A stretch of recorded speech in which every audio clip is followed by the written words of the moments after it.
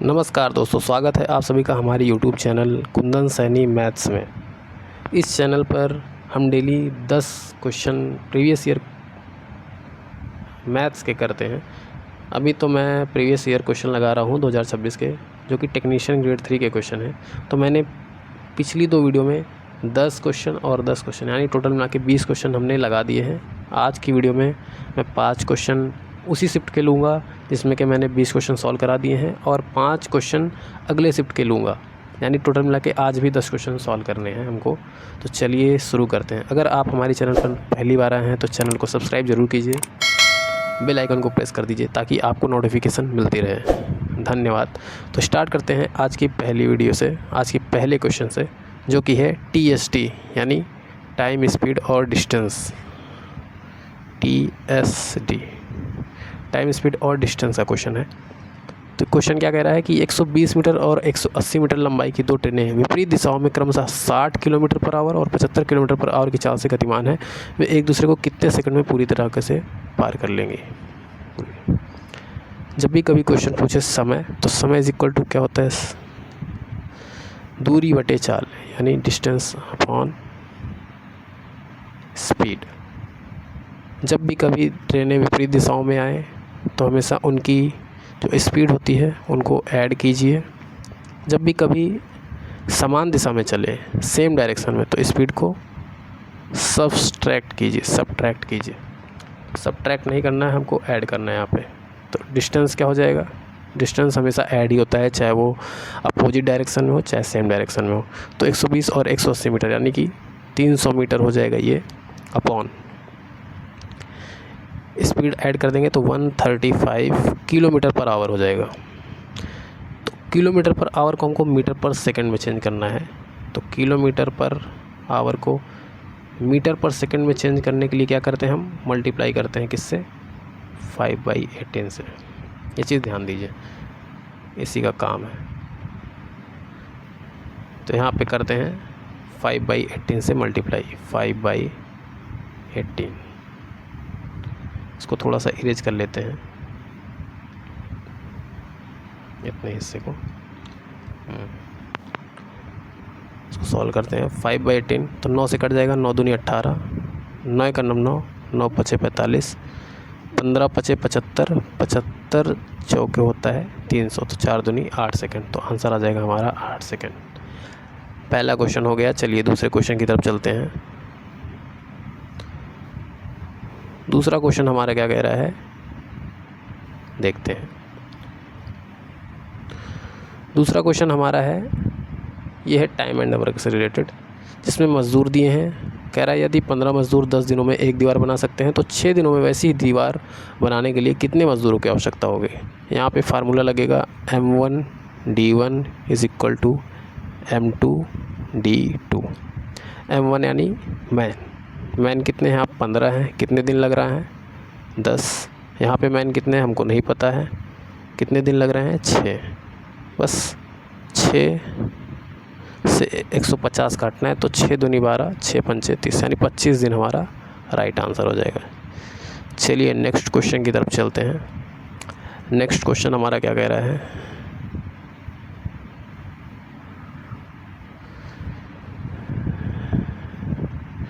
यदि 8,000 की राशि चक्रवृद्धि ब्याज पर 8 वर्षों में स्वयं का 3 गुना हो जाती है, 24 वर्षों के बाद वह राशि कितनी हो जाएगी। देखिए कोई राशि है P, 8 वर्षों में 3 गुना हो गई, फिर से अगले 8 वर्षों में फिर इसका भी 3 गुना हो जाएगी, यानी 9 गुना हो जाएगी। फिर से अगले 8 वर्षों में कितना हो जाएगी, फिर 9 गुना हो गई, यानी 27। हमको जाना है आज 24 वर्षों तक, तो 8 साल 8 साल 8 साल, तो 8 का 8, 8 दूनी 16, 8 तक 6, यानी टोटल 24 सालों में कितनी हो जाएगी, 27 गुना हो जाएगी। पहले राशि कितनी थी हमारी 8,000, 8,000 का 27 गुना कर दीजिए, तो 8 दूनी 16 और 8 सते 56, यानी कि 216 हमारा राइट आंसर हो जाएगा। चलिए नेक्स्ट क्वेश्चन की तरफ चलते हैं। नेक्स्ट क्वेश्चन हमारा क्या कह रहा है, शरद और आदर्श की वर्तमान आयु का योगफल 36 है। शरद को x मान लेते हैं, आदर्श को y मान लेते हैं और कलर चेंज कर लेते हैं। 36 वर्तमान से 2 वर्ष बाद यानी कि x + 2 इधर कर देते हैं y+2। शरत की आयु आदर्श की आयु की 3 गुनी, शरत की आयु ये है, आदर्श की आयु की ये है, उसकी 3 गुनी हो जाएगी। अब इसको सॉल्व कर लेते हैं। तो x - 2y = 6 में से 2 चला जाएंगे तो 4 आ जाएंगे। और पहला समीकरण ये हो गया, दूसरा समीकरण ये हो गया। दोनों को सॉल्व कर लेते हैं। यहाँ पे हमारे इन दोनों को घटा लेंगे तो 3y, यहाँ पे 3y आएगा।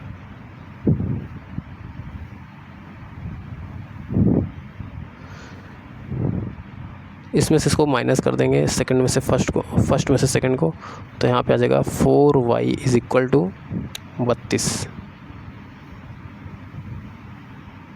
यानी y की वैल्यू कितनी आ जाएगी? 8। y 8 आ गया, y की 8 आ गई तो x की वैल्यू कितनी हो जाएगी? 28। हमसे पूछा क्या है? शरत की वर्तमान आयु, और शरत की वर्तमान आयु x ही थी। आंसर हो जाएगा 28। चलिए नेक्स्ट क्वेश्चन की तरफ चलते हैं।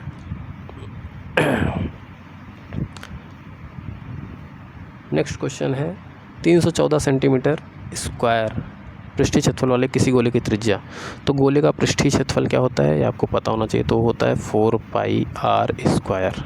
इसकी वैल्यू दी हुई है हमें 314। तो 4 और पाई की वैल्यू हमको रखनी है 3.14 × r² = 314। इससे कट जाएगा, यहाँ पे आएगा 100, तो r की वैल्यू डायरेक्ट आ जाएगी 5 सेंटीमीटर। हमसे गोले की त्रिज्या ही पूछा था तो 5 सेंटीमीटर आंसर हो जाएगा। चलिए अगले क्वेश्चन की तरफ चलते हैं। अगला क्वेश्चन हमारा क्या है? अब ये देखिए शिफ्ट सेकंड का पहला क्वेश्चन आ गया, यानी कि हमारे 25 क्वेश्चन कंप्लीट हो चुके हैं। पहले क्वेश्चन की तरफ आते हैं। इसमें पूछा गया है निम्नलिखित में से कौन सा त्रिभुज का गुणधर्म नहीं है। लिखा है त्रिभुज के तीनों कोणों का योग हमेशा 180 होता है। ये तो बात सही है। त्रिभुज का क्षेत्रफल 1/3 × आधार × ऊंचाई होता है। ये तो गलत कह रहा है। त्रिभुज का परिमाप उसकी तीनों भुजाओं की लंबाई का योग होता है। ये भी सही कह रहा है। त्रिभुज का बाह्य कोण उसके आंतरिक सम्मुख कोणों के योग के बराबर होता है। यानी कि बात ये ऐसा कह रहा है कि ये ट्रायंगल है, ये जो एंगल होता है वो इन दोनों एंगल के योग के बराबर होता है। ये बात ये भी सही है। तो कौन सा गुणधर्म सही नहीं है? सेकंड वाला। तो आंसर हो जाएगा सेकंड। चलिए नेक्स्ट क्वेश्चन की तरफ चलते हैं।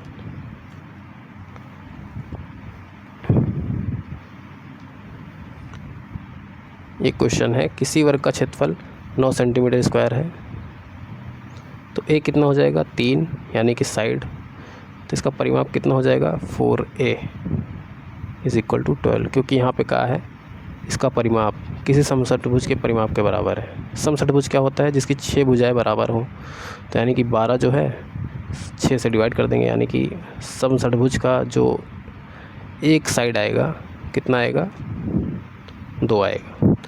समषट्भुज होता क्या है? जिसकी 6 की 6 भुजाएं आपस में बराबर हो। देखिए यहाँ पर हम आपको एक बात बताना चाहेंगे। थोड़ा इसको स्क्रॉल डाउन करते हैं, उसके बाद बताते हैं। हमसे पूछा है समषट्भुज का क्षेत्रफल। तो देखिए पहले तो आपको यहाँ पता होना चाहिए कि आंतरिक कोणों का योगफल कितना होता है सभी का। ट्राइएंगल का आंतरिक कोणों का योगफल होता है 180 डिग्री। चतुर्भुज का, किसी भी चतुर्भुज का आंतरिक कोणों का योगफल होता है 360। पंचभुज का आंतरिक कोणों का योगफल होता है 540 डिग्री। ये आपको रटे होने चाहिए। और षटभुज का आंतरिक कोणों का योगफल होता है 720 डिग्री। तो ये षटभुज ही है। षटभुज में 6 भुजाएं होती हैं, तो यानी 720 टोटल हो गया। उसको 6 से डिवाइड कर देंगे तो प्रत्येक एंगल आ जाएगा हमारे 120। इसको थोड़ा स्क्रॉल अप करते हैं ऊपर की तरफ। तो यानी ये 120, ये 120, सब 120 है। ठीक, इसको हम थोड़ा डिवाइड करते हैं ऐसे। 120 120 दोनों है, 120 120, यानी कि ये 60 ये 60 ऑटोमेटिक हो जाएंगे। 20 से डिवाइड हो रहा है, ठीक है, क्योंकि सभी भुजाएं समान है तो 20 से ही डिवाइड होगा। ये 60 ये 60, तो ये 60 ये 60, तो ऑटोमेटिक ये भी 60 हो जाएगा। यानी कि एक प्रकार से ये क्या बन जाएगा? ट्रायंगल बन जाएगा। वो भी कौन सा? इक्विलैटरल समबाहु त्रिभुज। और समबाहु त्रिभुज का फार्मूला क्या होता है? क्षेत्रफल निकालने के लिए √3/4 इंटू a²। तो कितना हो जाएगा, √3/4, a की वैल्यू है 2 का स्क्वायर 4, यानी आ जाएगा √3। तो ये तो एक ट्रायंगल का हुआ, लेकिन टोटल ट्रायंगल कितने हैं समचतुर्भुज में, 6 ट्रायंगल हैं, तो 6√3 हमारा राइट आंसर हो जाएगा। ऑप्शन देख लेते हैं, तो ऑप्शन में हमारे 6√3 है, तो ये हमारा राइट आंसर हो जाएगा। चलिए अब नेक्स्ट क्वेश्चन की तरफ चलते हैं। आज का 8वां क्वेश्चन। 8वां क्वेश्चन क्या कह रहा है कि 5/6 प्लस, मतलब ये सरल करना है हमको। सरल कैसे कर सकते हैं, देखिए 5/6 है, यहाँ पे 1/3 है, 3 को भी हम 6 कर देते हैं तो ऊपर 2 हो जाएगा, यानी कि 7/6 हो जाएगा। ठीक, डिवाइड 2/5 है, ये 3/10 है, तो इसको भी 10 कर लेते हैं, तो यानी 4/10 और 3/10 यानी 7/10 हो जाएगा। ठीक, ये मल्टीप्लाई 0.5 है, तो मल्टीप्लाई 1/2 लिख लेते हैं, प्लस 5/6 लिख लेते हैं। देखिए यहाँ पे 7 से 7 कैंसिल आउट हो जाएगा। जब ये बीच में मल्टीप्लाई होगा तो ऊपर 10 नीचे 6, यानी 5/3 हो जाएगा, पूरे 1/2 प्लस 5/6, 5/6 यहाँ, 5/6 यहाँ, 10/6, 10/6 का आधा 5/3, आंसर हमारा 5/3 हो जाएगा। चलिए अगले क्वेश्चन पे चलते हैं, 9वें नंबर क्वेश्चन पे लिखा है, विवाह के समय पति पत्नी की औसत आयु 28 वर्ष थी। उनकी बेटी का जन्म उनके विवाह के 2 वर्ष बाद हुआ। यदि परिवार के तीनों सदस्यों की वर्तमान औसत आयु 24 वर्ष है, तो दंपति का विवाह अब से कितने वर्ष पहले हुआ था। देखिए मैन और वोमेन, इनका था 28 वर्ष जब शादी हुई थी, तो यानी 56 साल के थे। ठीक, लेकिन उनकी बेटी जब हुई तो कितने साल के हो गए, मैन, वोमेन और उनकी डॉटर, तीनों मिलके कितने साल के हो गए, 60 साल के, क्योंकि 2 साल मैन का बड़ा होगा और 2 साल वोमेन का। लेकिन अभी क्या कह रहा है कि तीनों सदस्यों की वर्तमान औसत आयु 40 साल है, 24 वर्ष है, यानी मैन, वोमेन और डॉटर तीनों को मिला के 24 थी या 72, यानी कि जो डॉटर थी पहले 0 साल की, अभी कितने साल की हो गई है, 12 साल की। 12 साल की हुई है, नहीं, ये 12 साल जो आया है ये तीनों लोगों का आया है बढ़ के, पहले 60 थे 72 हो गए, यानी कि तीनों लोगों का एवरेज बढ़ के 72 आया है। मैन, वोमेन और डॉटर तीनों लोग का एवरेज 12 साल हुआ है। ठीक, 12 साल 3 लोग बड़े हैं, तीनों लोग मिला के, यानी कि प्रत्येक लोग कितने बड़े हैं, तो 12/3, यानी 4 साल सभी लोग इंक्रीज हुए हैं। अभी डॉटर की उम्र कितनी है, 4 साल, लेकिन कहा क्या था कि उनकी बेटी का जन्म उनके विवाह के 2 वर्ष बाद हुआ। बेटी 4 साल की थी, बेटी 4 साल की है अभी इस वक्त, लेकिन उनका विवाह कब हुआ था, बेटी के 2 वर्ष पहले, यानी कि शादी के 2 वर्ष बाद उनकी बेटी हुई थी, यानी कि उनकी शादी हुई थी 6 वर्ष पहले। तो ऑप्शन हो जाएगा 6 वर्ष। ठीक, चलते हैं नेक्स्ट क्वेश्चन। अगर नहीं समझ में आया है क्वेश्चन तो कमेंट कर दीजिएगा, मैं फिर से आपको एक बार बता दूंगा। चलिए आज के लास्ट क्वेश्चन पे चलते हैं, जो कि हमारा अंतिम क्वेश्चन है इस सीरीज का, 10 number series, daily 10 question series. ठीक, क्या है कि यदि एक दुकानदार ने एक पुस्तक 6% की हानि पर बेची है, यदि विक्रय मूल्य में 960 की वृद्धि कर दी जाए तो 19% का लाभ होता है। ठीक, 6% की हानि से डायरेक्ट 19% का लाभ लेना है, यानी ओवरऑल हमको कितना बढ़ाना है अपने परसेंटेज को, पहले 6 कवर करेगा फिर 19, यानी 25% हमको बढ़ाना है। 25% कब बढ़ रहा है, जब 960 की वृद्धि की है। इसके बराबर कर दो। पुस्तक का क्रय मूल्य पूछा है, पुस्तक का क्रय मूल्य कैसे निकालेंगे, 100% कर दो, और 100% यानी 4 से गुणा, इधर भी 4 से गुणा, 6 चौका 24, 9 चौक 36, 36 2 38, तो 3840 हमारा राइट आंसर। आज का हमारा पूरा सेशन यहाँ कंप्लीट होता है 10 क्वेश्चन सीरीज का।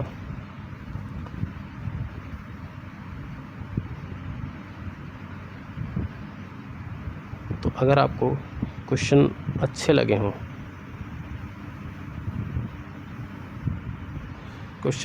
हों, तो लाइक, चैनल को सब्सक्राइब अवश्य कीजिए और इस वीडियो को शेयर कीजिए ज़्यादा से ज़्यादा, ताकि सभी लोग तक ये वीडियो पहुंच सके। आप उनको बता सके कि हाँ, कोई प्रीवियस ईयर क्वेश्चन करा रहा है 2026 का टेक्नीशियन का।